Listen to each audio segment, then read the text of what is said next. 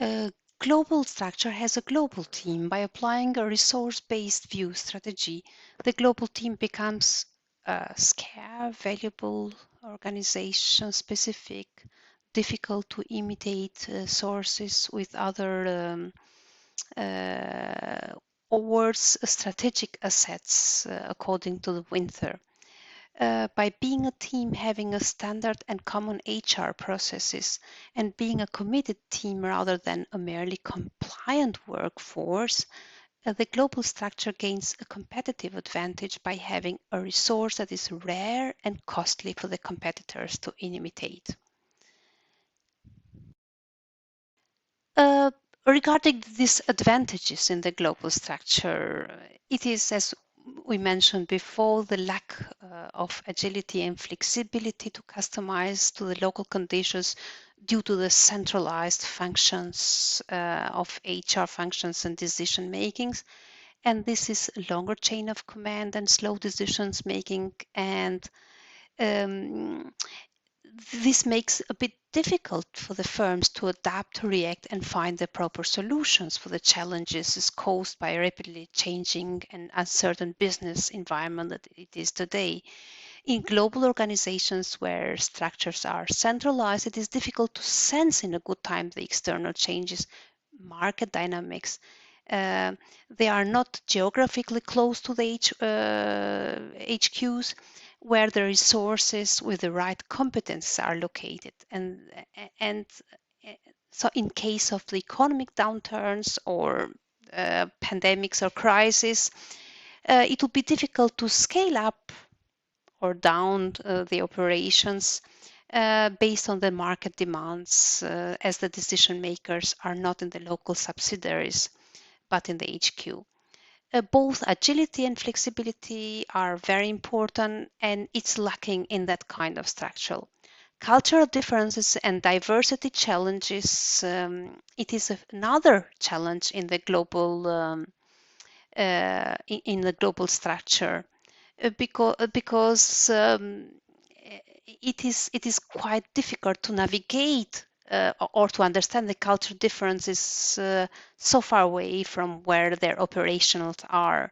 That may give as well language barriers, diversity challenges, because they are centrally recruited and retained the employees, and managing a diverse workforce with with different culture norms, work styles, and communication preferences requires an HRM to develop across cultural competencies and implement strategies to promote inclusion and harmony.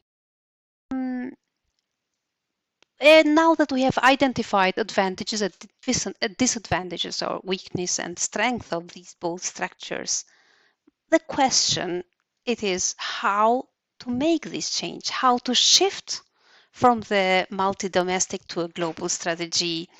That is a new point in my presentation, which I have not developed in my written assignment. I have chosen to talk about the John Coulter's model, which is 8 steps models, which is a model that is used very much in when a change is done in an organization. And according to Coulter, I think there are 8 steps, which is to establish a sense of urgency by being a multi-domestic firm. um, you have to establish a sense of urgency by explaining to the employees that is a time to move on due to this and that reasons, because that creates a compelling case for change, and that helps to overcome the complicated steps, and that helps to motivate the employees. Another step it is to form a powerful coalition, and this is done by building a team, by finding the right individuals who can lead and support the change, the effort, and that requires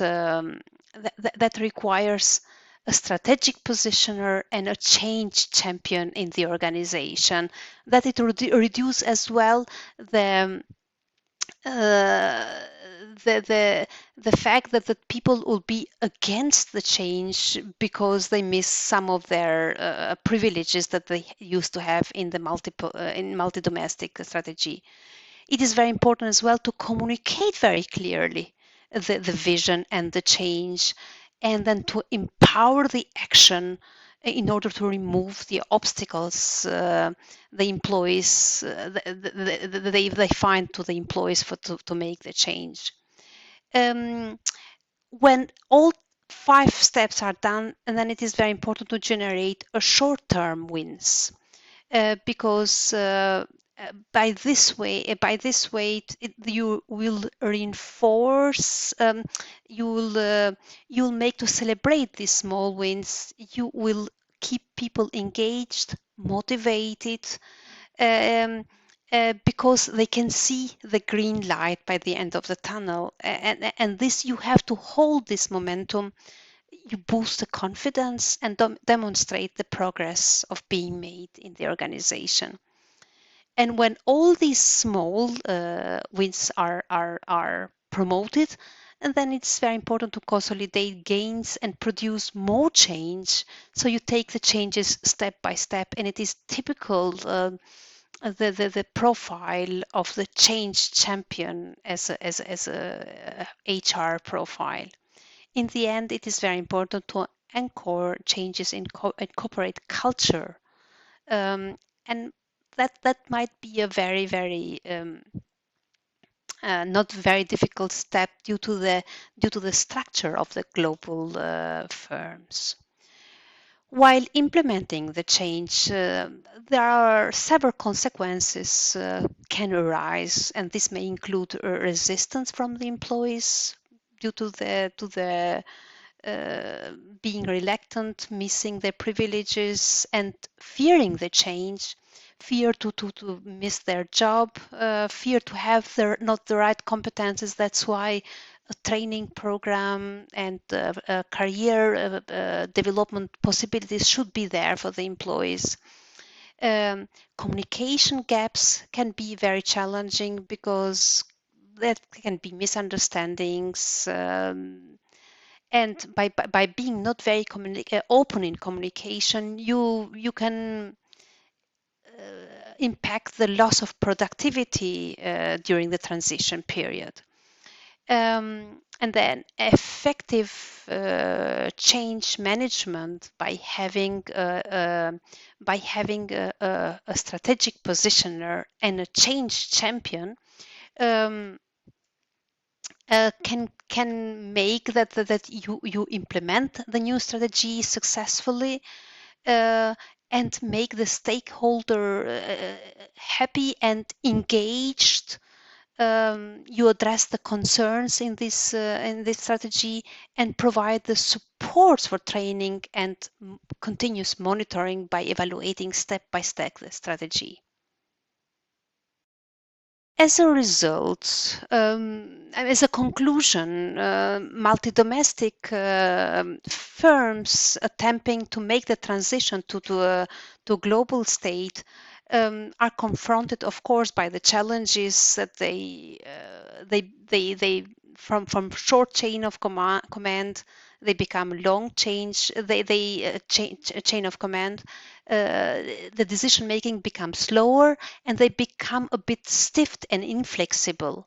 But there are a lot of advantages because the organization is streamlined, the HR strategy is aligned with the organization goals and strategy. It includes a diverse team, which gives them career development opportunities, to share the best practices among them, and then have good communication due to the top-down structure of the organization.